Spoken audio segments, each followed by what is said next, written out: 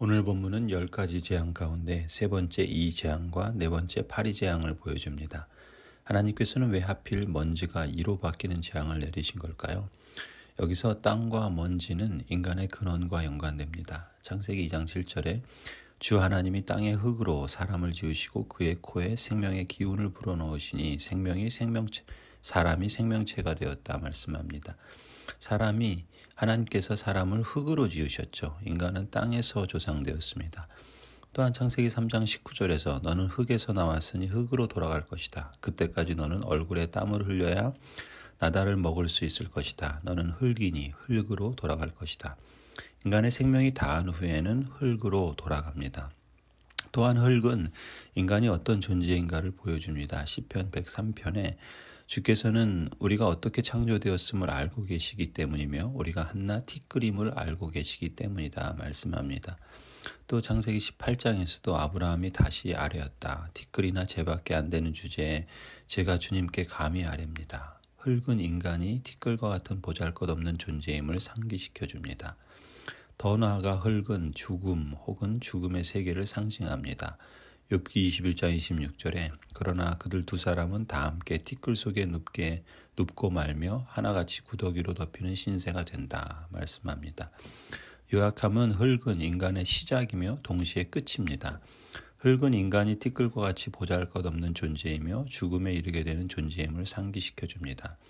그런데 이집트 왕 바로와 이집트 사람들은 흙을 신으로 숭배했습니다. 땅의 신, 대지의 신이 게부라고 불리는 신인데 이집트 사람들은 땅을 게부신의 몸으로 생각했습니다. 땅의 신 게부는 웃음소리로 지진을 일으키기도 하고 이유 없이 가뭄을 초래하기도 한다 생각합니다. 게부신의 영향 아래 이집트 사람들은 풍요로운 수확과 가축을 먹이는 충분한 농작물을 얻게 된다고 믿었던 것이죠.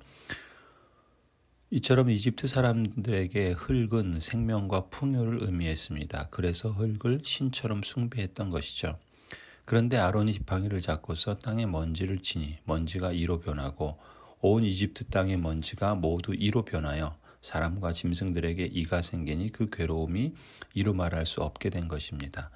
여호와 하나님은 이집트 사람들이 생명으로 여기는 흙을 통해 괴로움과 죽음을 내리십니다. 그들이 숭배하는 흙의 신 게부도 여호와 하나님 앞에서는 어쩔 도리가 없었던 것이죠.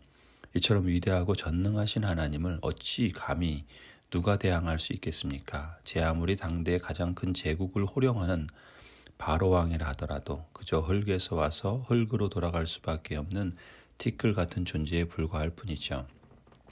그리고 이어지는 네 번째 파리 재앙을 통해서 하나님은 내가 여호와다라는 것을 알려주시고 나 주가 이 땅에 있다. 이 땅에서 내가 여호와다라는 사실을 일깨워 주십니다. 여호와 하나님은 나의 백성이라 부르신 이스라엘에 대해서 언약의 하나님이지만 그렇다고 이스라엘에게만 국한된 소위 지역신이 아닙니다.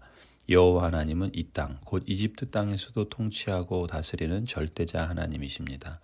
나 여호와는 모든 만물을 지은 창조주이며 인간의 생사화복을 주관하는 절대자이심을 보여주신 것이죠. 이를 입증하는 증거는 이집트의 모든 신들이 참신이요 참 하나님이신 여호와의 재앙에 속수무책인 것을 통해 보여줍니다.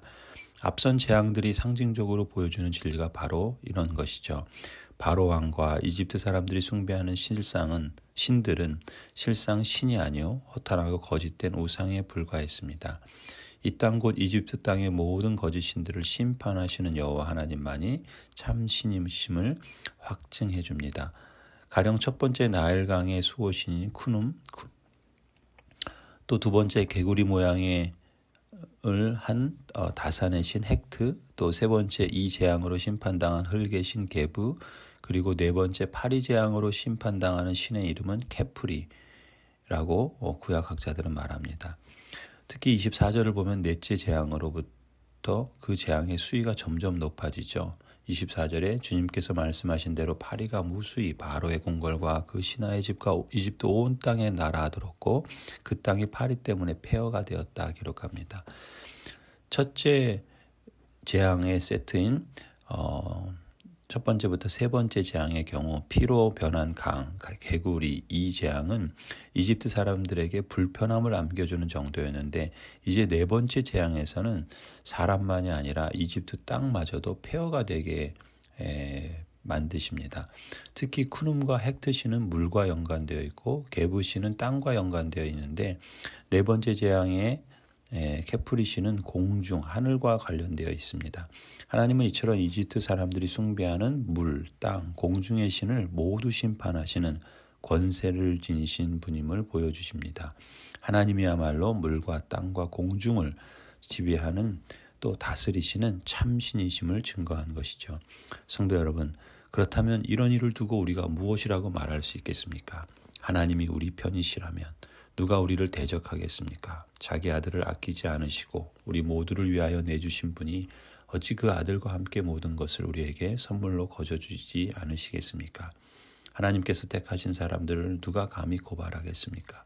의롭다 하시는 분이 하나님이신데 누가 감히 그들을 정죄하겠습니까?